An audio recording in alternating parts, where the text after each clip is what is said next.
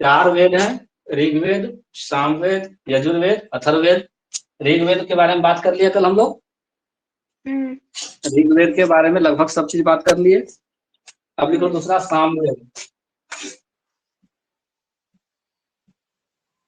अच्छा, जो ऋग्वेद है सबसे प्राचीनतम वेद है, ये बात याद रखना। सबसे पुराना वेद कौन है? ऋग्वेद। प्राचीनतम वेद है ये। दूसरा लिखो सामवेद।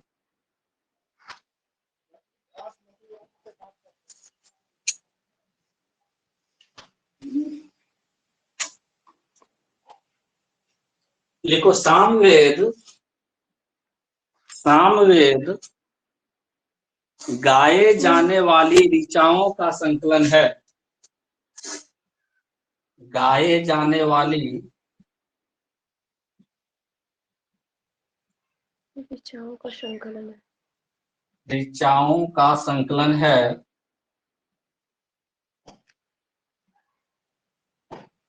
तथा सामवेद के उद्गाता को सामवेद के उद्गाता ने सामवेद के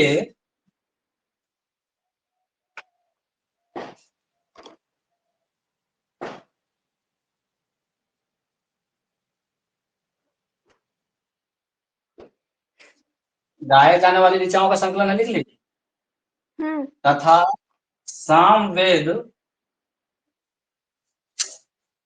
के पुरोहित को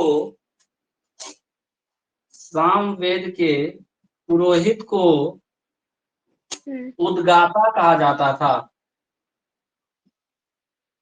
सामवेद के पुरोहित को उद्गाता कहा जाता था। ऋग्वेद के पुरोहित को क्या कहते थे? जो ऋग्वेद का पुरोहित था उसको क्या कहते थे? होत्री या होता? होत्री या होता, कल लिखवाया है। उसी प्रकार से सामवेद का जो पुरोहित होता है उसको हम लोग क्या कहते हैं? उद्गाता कहा जाता था उस समय। उद्गाता। नेक्स्ट पॉइंट लिखो। सर्वप्रथम 7 स्वरों का वर्णन। सर्वप्रथम 7 स्वरों का वर्णन या उल्लेख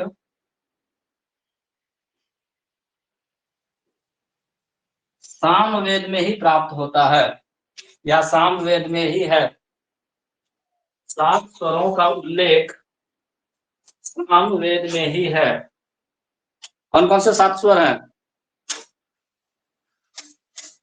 सर सारे गामा और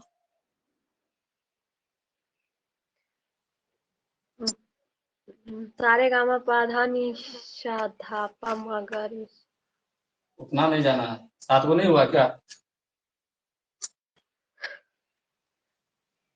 1 2 3 4 5 6 7 हुआ। सा रे ग म प ध नि। 7 स्वरों का उल्लेख कौन से वेद में है? सामवेद में। सामवेद में। सामवेद में क्या है? तो जितनी गाए जाने वाली ऋचाएं हैं उनका संकलन किया गया है। इन गाए जाने वाली ऋचाओं को जो पुरोहित उच्चारण करता था उसको क्या बोलते थे? उद्गाता बोलते थे। कौन कौन से 7 स्वर हैं? सा रे ग म प ध नि। हो गया? देखो, सामवेद का एक उपवेद भी है। सामवेद का एक उपवेद भी है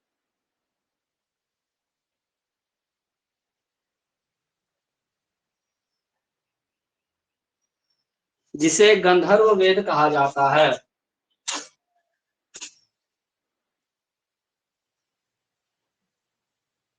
जिसे गंधर्व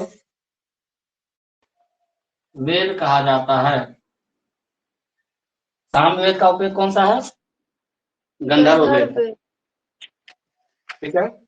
अच्छा, इसमें 7 स्वरों के बारे में जानकारी है तो क्वेश्चन घुमा करके अगर पूछ दे कि किस वेद को स्वरों का जनक कहा जाता है सामवेद। या संगीत स्वर का जनक या संगीत का जनक? सामवेद को। सामवेद को, तो लिख लो।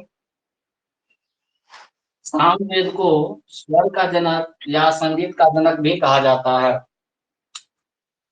सामवेद को स्वर का जनक या संगीत का जनक भी कहा जाता है। क्यों क्यों कहा जाता है? नहीं पता। क्योंकि इसमें 7 स्वरों का सबसे पहले उल्लेख किया गया है। संगीत तभी ना होगा शुरू जब स्वर होंगे, तो स्वर सबसे पहले कहाँ मिला? सामवेद में। तो सामवेद में सबसे पहले स्वर का जिक्र है, सबसे पहले स्वर का वर्णन सामवेद में किया गया, इसलिए सामवेद क्या बोल दिए? संगीत का जनक बोल दिए। संगीत का जनक। ठीक है। हम्म। देखो, सामवेद में कुल 1549 मंत्र हैं। सामवेद में कुल 1549 मंत्र हैं,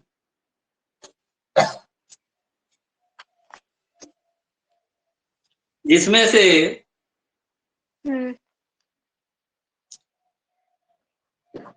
75 मंत्र के अतिरिक्त 75 मंत्र के अतिरिक्त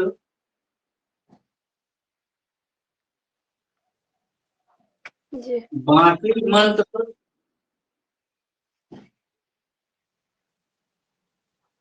ऋग्वेद से लिए गए हैं।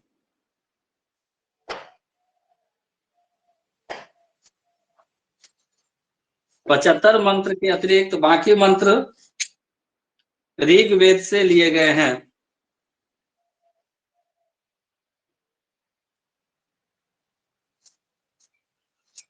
हो गया? देखो, सामवेद के ब्राह्मण ग्रंथ, सामवेद के ब्राह्मण ग्रंथ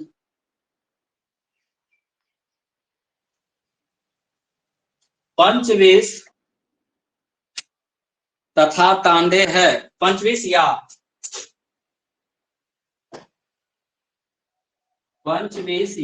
तांडे है। सामवेद का ब्राह्मण ग्रंथ पंचविश या तांडे है।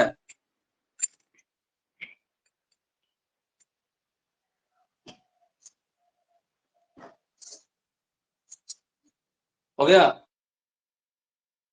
हाँ।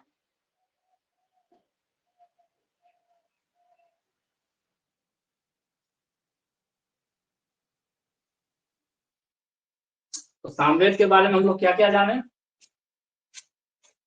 सामवेद में गाए जाने वाली ऋचाओं का संकलन है, यानी संगीत के संबंधित जो भी चीजें हैं वो किसमें है? सामवेद में है। सामवेद में है।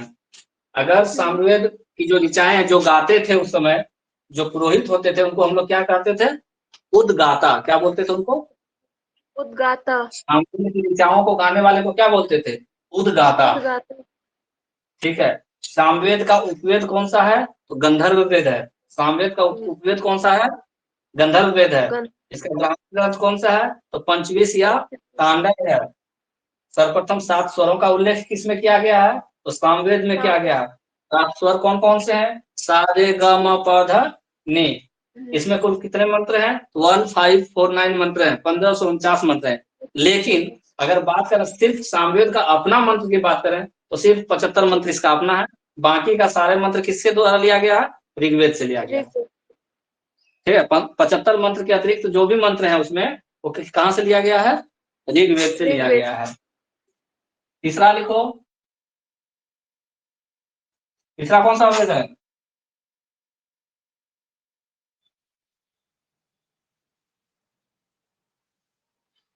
तीसरा यजुर्वेद। वेद कौन सा है? यजुर्वेद।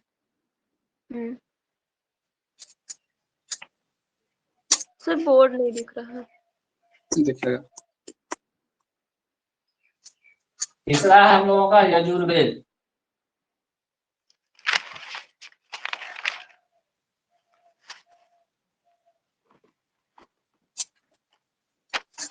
यजुर्वेद के बारे में लिखो। यजुर्वेद में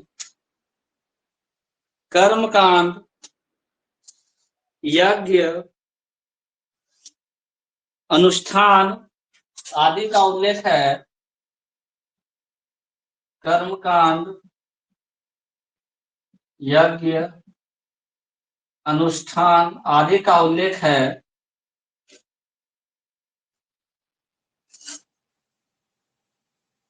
तथा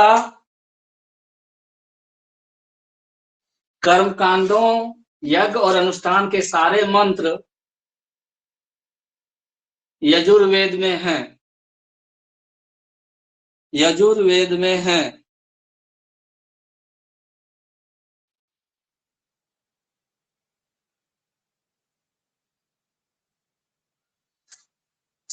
हो गया। यजुर्वेद के पुरोहित को, यजुर्वेद के पुरोहित को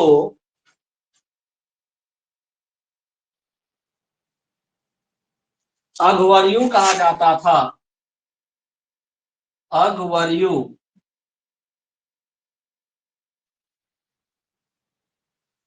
यजुर्वेद के पुरोहित को अघवर्यु कहा जाता था।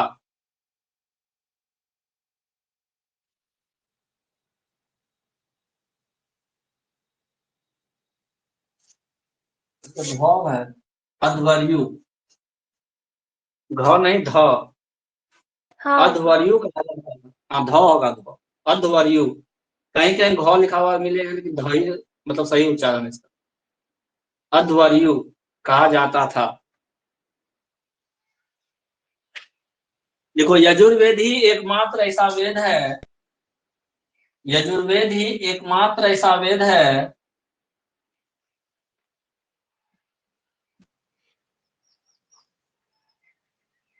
जो पद्य एवं गद्य दोनों में रचना, जो पद्य एवं गद्य दोनों में रचित है।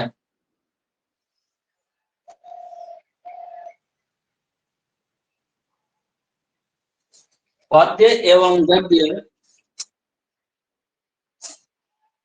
दोनों में रचित है।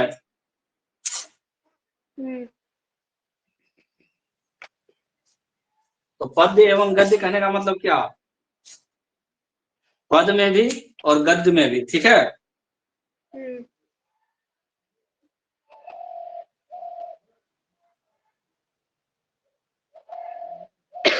लेकिन यजुर्वेद के दो उपभाग भी हैं, यजुर्वेद के दो उपभाग भी हैं। उपभाग, पहला कृष्ण यजुर्वेद,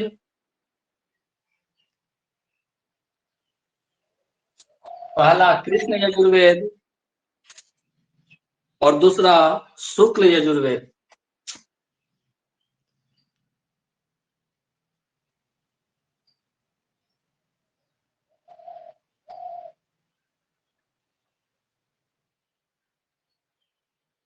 कृष्ण यजुर्वेद और शुक्ल यजुर्वेद। जी।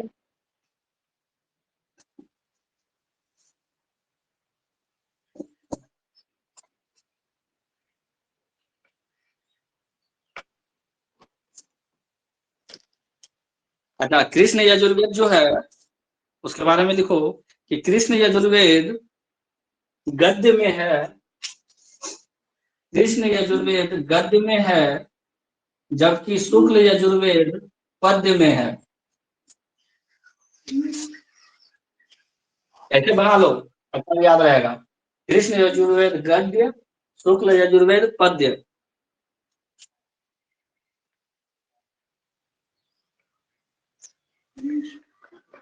लिख लिए?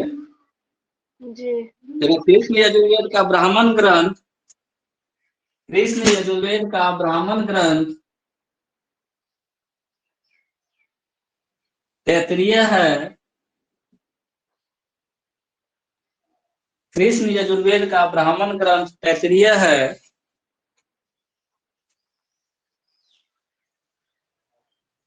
तथा शुक्ल यजुर्वेद का ब्राह्मण ग्रंथ, तथा शुक्ल यजुर्वेद का ब्राह्मण ग्रंथ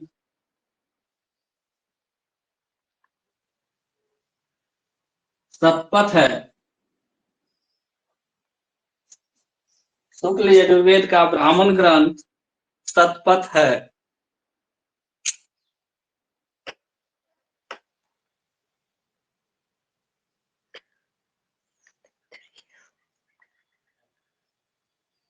तो इसका कृष्ण यजुर्वेद का क्या बोले? ग्रंथ कृष्ण यजुर्वेद का ब्राह्मण ग्रंथ तैत्तिरीय ब्राह्मण है तथा शुक्ल यजुर्वेद का ब्राह्मण ग्रंथ शतपथ ब्राह्मण है। हो गया। हो गया। हम्म। यजुर्वेद का उपवेद धनुर्वेद कहलाता है। सबका अपना अपना उपवेद है। जैसे प्रधानमंत्री उप प्रधानमंत्री तो वेद उपवेद, ठीक है। यजुर्वेद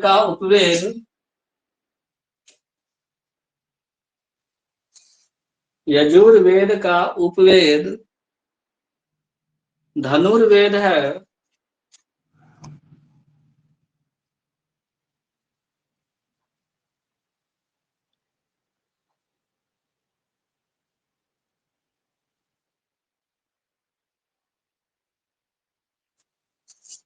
यजुर्वेद का उपवेद धनुर्वेद है।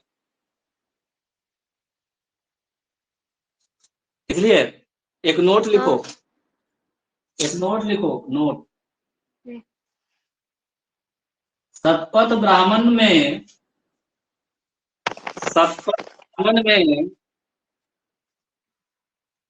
कृषि एवं सिंचाई का उल्लेख मिलता है। शतपथ ब्राह्मण में कृषि एवं सिंचाई का उल्लेख मिलता है।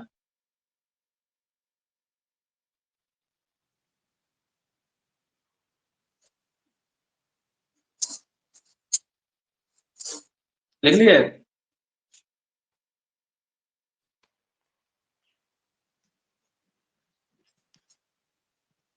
हो गया।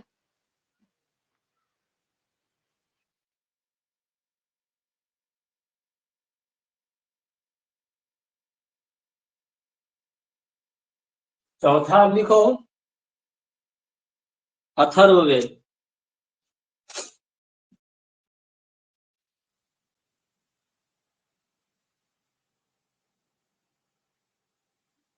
अथर्ववेद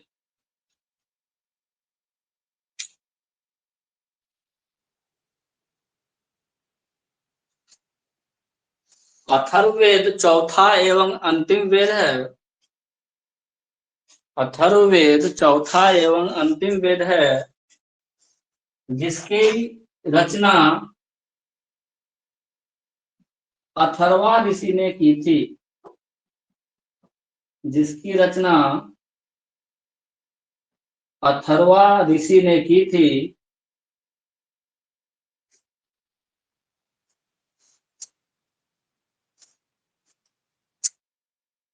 लिखो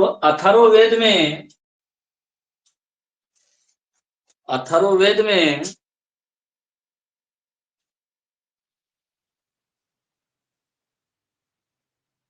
रोगनाशक मंत्र।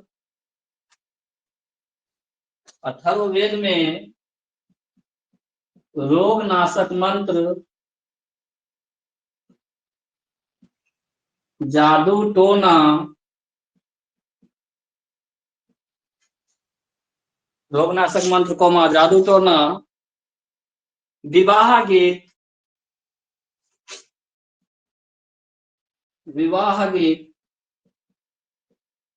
आदि का उल्लेख है।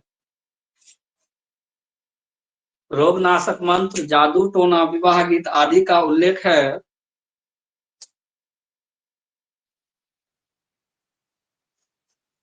हो गया? हाँ। देखो अथर्ववेद का उपवेद शिल्पवेद है। अथर्ववेद का उपवेद शिल्पवेद है। शिल्प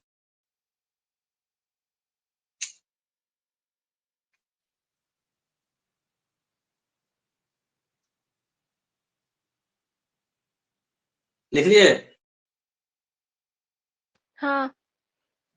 अथर्ववेद के पुरोहित को, अथर्ववेद के पुरोहित को ब्रह्म या ब्रह्मा कहा जाता था।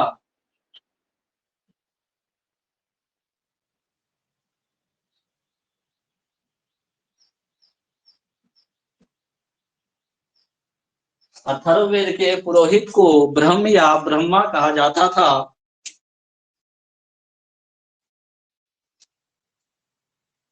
जी। लिखो, सभा एवं समिति, सभा एवं समिति प्रजापति की दो पुत्रियां,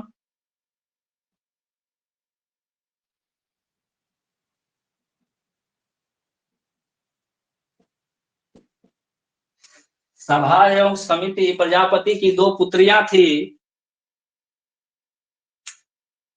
सभा एवं समिति, सभा एवं समिति प्रजापति की दो पुत्रियां थी।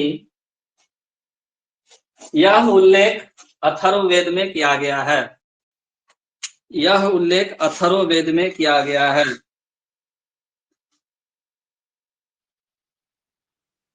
हो गया? जी। गोत्र, जानती है गोत्र क्या होता है? हाँ। गोत्र शब्द का सर्वप्रथम उल्लेख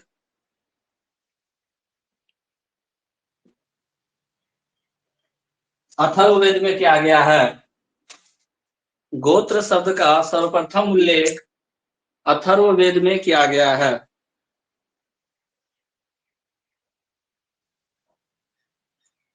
हो गया? एक मिनट। गन्ना एवं चांदी का भी उल्लेख, गन्ना एक, गन्ना एवं चांदी का भी उल्लेख अथर्ववेद में किया गया है। गन्ना एवं चांदी का भी उल्लेख अथर्ववेद में किया गया है।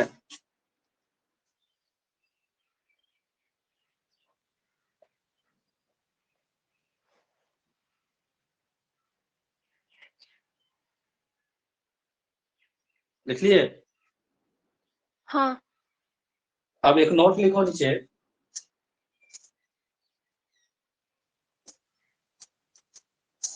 विदेह राज का उल्लेख, विदेह राज, जी। विदेह राज का उल्लेख, विदेह राज किसको बोलते हैं? जहां सीता जी का जन्म हुआ था। विदेह राज का उल्लेख यजुर्वेद में है। विदेह राज का उल्लेख यजुर्वेद में है।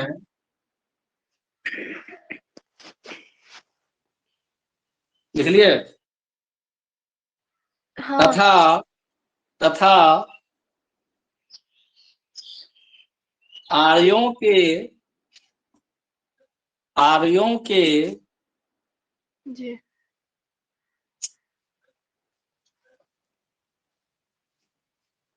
विदेह क्षेत्र में बसने, आर्यों के विदेह क्षेत्र में बसने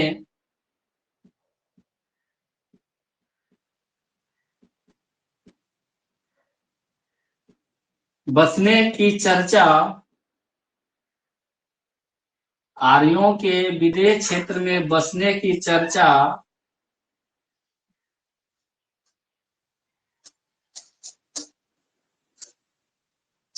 सतपथ ब्राह्मण में की गई है। तो सतपथ ब्राह्मण किसी का भाग है? सतपथ ब्राह्मण में की गई है। तथा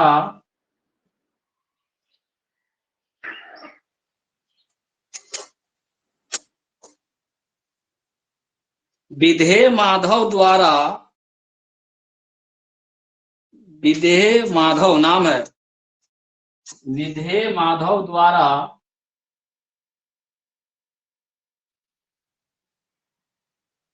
अपने पुरोहित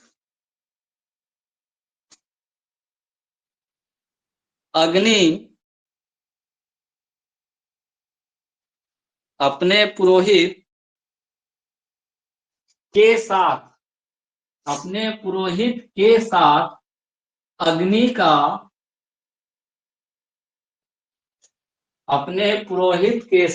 अग्नि का पीछा करते हुए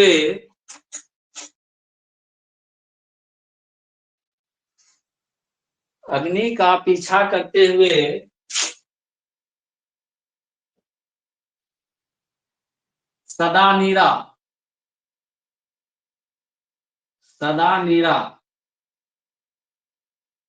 ब्रैकेट में लिखना वर्तमान गंडक नदी,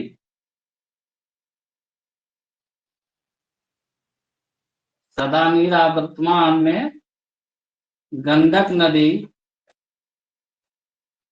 अग्नि का पीछा करते हुए सदा नीरा वर्तमान गंडक नदी तक पहुंचने का वर्णन है। ये इंपॉर्टेंट पॉइंट है यूपीएससी वाले में, कौन से कहां पे है इसका वर्णन।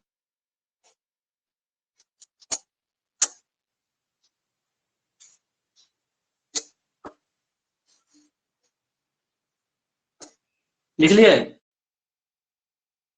जी।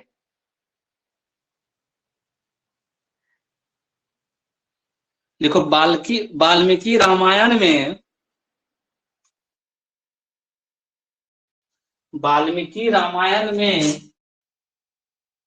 बक्सर के लिए या बक्सर क्षेत्र के लिए,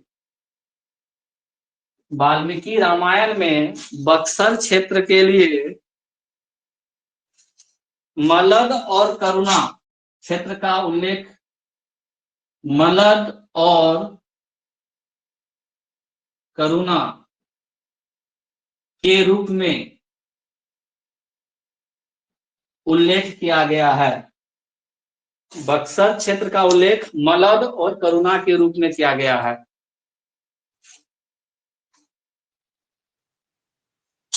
क्या लिखे?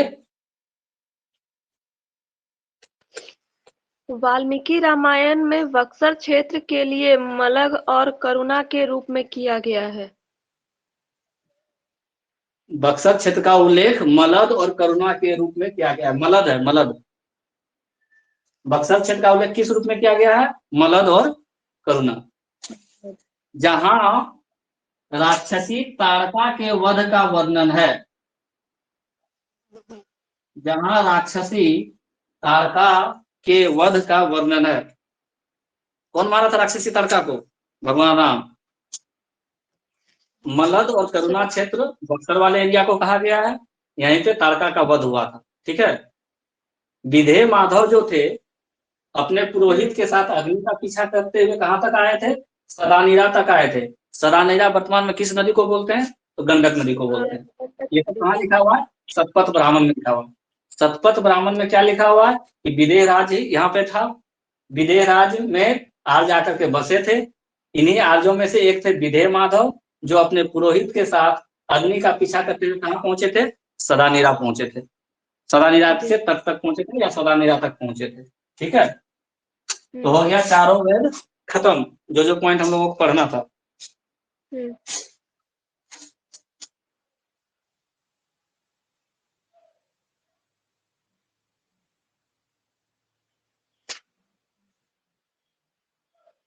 एक बार रिपीट करते हैं ऋग्वेद के बारे में। क्या क्या पढ़े ऋग्वेद के बारे में? सबसे पहले ऋग्वेद सबसे प्राचीन वेद है। ऋग्वेद क्या है? सबसे प्राचीन ग्रंथ। इसमें कुल कितने मंडल हैं? 10 मंडल है। ऋग्वेद में कितने मंडल हैं? 10 मंडल। 10 मंडल है। कितना मंत्र है इसमें? 28 सूक्तियां हैं और 10,500 मंत्र हैं। 1028 सूक्त है। मंत्र कितने हैं? 10,500। 80। 10,580 लिखवाए हैं, जिसमें से कितना मंत्र रिपीटेड है? 118।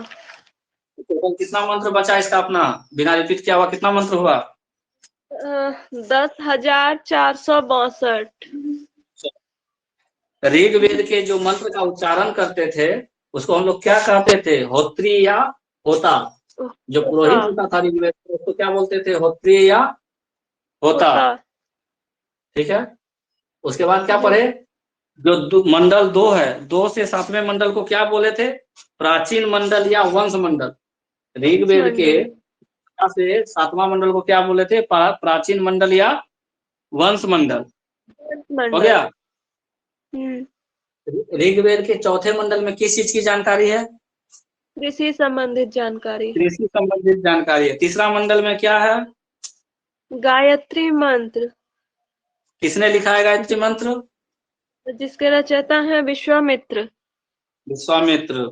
7वां मंडल में किसको समर्पित है? वरुण देवता को समर्पित है। वरुण देवता को समर्पित है। 9वां मंडल? सोमदेव का वर्णन है। सोम का वर्णन है। हाँ, सोम का वर्णन है, सोमदेव नहीं। हाँ, ठीक है। सोम क्या देवता लोग पीते थे, उसको सोम बोलते थे, सोमरस बोलते थे। ठीक है। जी। 10वां मंडल में क्या वर्णन है? सर 10वें मंडल में पुरुष सूक्त में 4 वर्णों का वर्णन है। 4 वर्ण कौन कौन से हैं? पुरोहित, राजन्य, वैश्य और शूद्र। गंगा का उल्लेख कितनी बार किया गया है? 3 बार। यमुना का उल्लेख? 1 बार। उल्टा हो रहा है क्या? नहीं सर। गंगा का उल्लेख 1 बार, जमुना का उल्लेख? जी, और गंगा का 1 बार है और यमुना का 3 बार है। तो सबसे ज्यादा बार ऋग्वेद में सोमरस का। इंद्र कितनी बार हुआ है? जी, 250 बार। इंद्र का वर्णन कितनी बार हुआ है? 250 बार। इंद्र का क्या अर्थ होता है?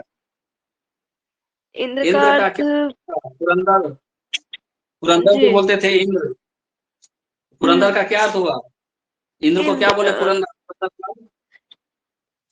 किला तोड़ने वाला। हाँ, पुरंदर इंद्र को बोला जाता था। अग्नि का वर्णन कितनी बार किया गया है? सर 200 बार उल्लेख किया गया। 200 बार। इसका उपवेद भी है कोई? ऋग्वेद का उपवेद को क्या बोलते हैं? कौशिकी और ऐत्रेय। उपवेद कुछ है? उपवेद उपनिषद हो गया, ये उपवेद हो गया, प्राचीन उपवेद हो गया, आयुर्वेद। आयुर्वेद। अब सामवेद में। सामवेद में किस चीज का वर्णन है? क्या चीज लिखा हुआ है इसमें सामवेद में? किस चीज का संकलन है इसमें सामवेद में? गाए जाने वाली ऋचाओं का। गाए जाने वाली ऋचाओं का, यानी गाना मतलब हो गया संगीत। तो संगीत का जनक? संगीत के जनक को उद्गाता बोलते थे पुरोहित। संगीत का जनक किस वेद को कहा जाता है? सामवेद को कहा जाता है। 7 स्वरों का वर्णन किसमें है? सामवेद में। कौन कौन सा 7 स्वर है? सारे गामा पधा नी। सामवेद को जो के पुरोहित जो होते थे, जो लोग सामवेद पढ़ते थे, उनको क्या बोला जाता था? उद्गाता। उद्गाता। जी। सामवेद का उपवेद क्या है? गंधर्व वेद। इसका ब्राह्मण ग्रंथ कौन? पंचवीस तथा तांड्य। तथा नहीं, या पंचवीस या तांड्य। ठीक है। कुल कितने मंत्र है इसमें? 1549 मंत्र। कितने हैं इसमें? 1549 मंत्र हैं। हाँ, जिसमें से 75 जिसमें मंत्र इसका है, और बाकी सब ऋग्वेद कहाँ से लिया गया? ऋग्वेद से लिया ऋग्वेद गया है। हो गया। जी। तीसरा कौन सा ग्रंथ वेद हो गया? यजुर्वेद। हम्म, तीसरा कौन सा? यजुर्वेद। यजुर्वेद में क्या है? कर्म कांड, अनुष्ठान आदि का उल्लेख है। कर्मकांड, यज्ञ, अनुष्ठान, विवाह, वाक, सब इसी में उल्लेख किया गया है। हाँ ठीक है। जी। कर्मकांड करने का मतलब जो श्राद्ध क्रिया है, विवाह की क्रिया हाँ है, सब मंत्र कहाँ हम्म, है? यजुर्वेद में है। यजुर्वेद। ठीक है। तो यजुर्वेद वेद के जो पुरोहित थे उनको क्या कहे? अर्घवयु। अर्ध क्या बोले? हाँ अर्ध अर्घवयु, हम्म, अर्धवयु। हाँ और कौन सा वेद है जो गद्य और पद्य दोनों में है? कौन सा यजुर्वेद। वेद है जो गद्य और पद्य दोनों में है? गद्य में कौन सा यजुर्वेद। उपभाग है? गद्य में कौन सा उपभाग है? कृष्ण यजुर्वेद। और पद्य में कौन सा शुक्ल है? यजुर्वेद। शुक्ल यजुर्वेद। अच्छा, महीना में जो हम लोगों का 15-15 दिन का पक्ष होता है, शुक्ल पक्ष और कृष्ण पक्ष, उसी से ये जी। नाम पड़ा है, कृष्ण पक्ष और हाँ शुक्ल पक्ष। ठीक है ना? 15 दिन का कृष्ण पक्ष, 15 दिन का शुक्ल पक्ष। शुक्ल तो पक्ष। कृष्ण यजुर्वेद यानी गद्य में, और शुक्ल यजुर्वेद यानी पद्य में। कृष्ण जी। यजुर्वेद का ब्राह्मण ग्रंथ है उसको तैत्तिरीय ब्राह्मण बोलते हैं। क्षेत्रीय कृष्ण ब्राह्मण यजुर्वेद बोल। का कृष्ण यजुर्वेद का जो ब्राह्मण ग्रंथ है उसको क्या बोले? तैत्तिरीय ब्राह्मण। और शुक्ल का क्या बोले?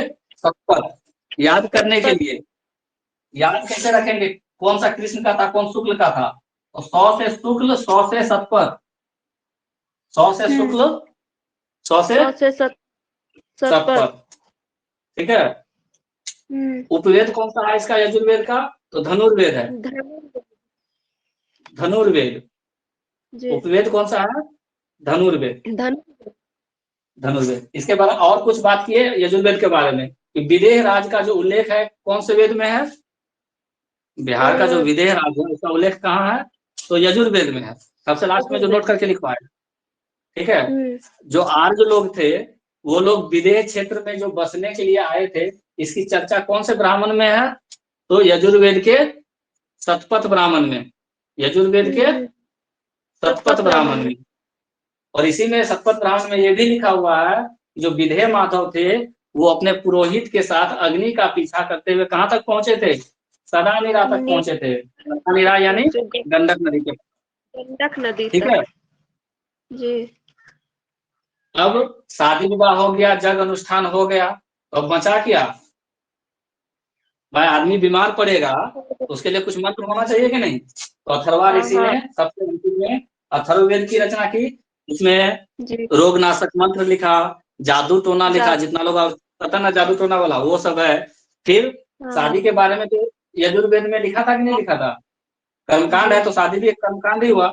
लेकिन जी। विवाह गीत, विवाह के समय कौन कौन सा गीत गाना चाहिए, किस प्रकार का गीत गाना चाहिए, वो कहाँ लिखे हैं? अथर्व अथर्ववेद में लिखे हैं। अथर्ववेद में। रोगनाशक मंत्र, जादू टोना, विवाह गीत कहाँ लिखे? अथर्ववेद में। अथर्ववेद में लिखे। तो अगर पूछ देगा कि गोत्र के बारे में सबसे पहले किस वेद में वर्णन किया गया है, तो जिसमें विवाह का अथर्व। वर्णन है, जिसमें विवाह गीत का वर्णन है, उसी में ना वो गोत्र का वर्णन होगा कि एक गोत्र में विवाह, नहीं होता है। समगोत्रीय विवाह नहीं होता है, पता है कि नहीं? हाँ। समगोत्रीय विवाह नहीं होता है। तो विवाह गीत किसमें है? अथर्ववेद में है। तो सम गोत्र के बारे में भी चर्चा किसमें किया गया होगा? अथर्ववेद में क्या अथर्ववेद में। होगा? अथर्वा ऋषि ही ऐसे व्यक्ति हैं जिसने सेम गोत्र में विवाह होने से रोका है। भाई एक गोत्र में विवाह नहीं करना है। ठीक है। उपवेद हम्म, कौन सा है अथर्ववेद का? शिल्पवेद। शिल्पवेद है। और जो अथर्ववेद के पुरोहित थे, अथर्ववेद को जो बोलते थे, उच्चारण करते थे, उनको हम लोग क्या बोलते थे? ब्रह्म या ब्रह्म। ब्रह्मा। ब्रह्म या ब्रह्मा। ब्रह्मा।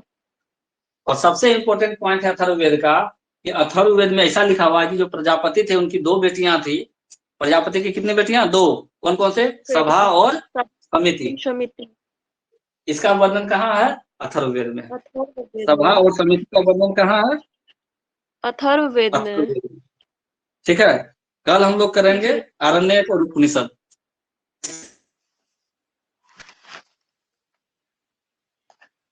ठीक है।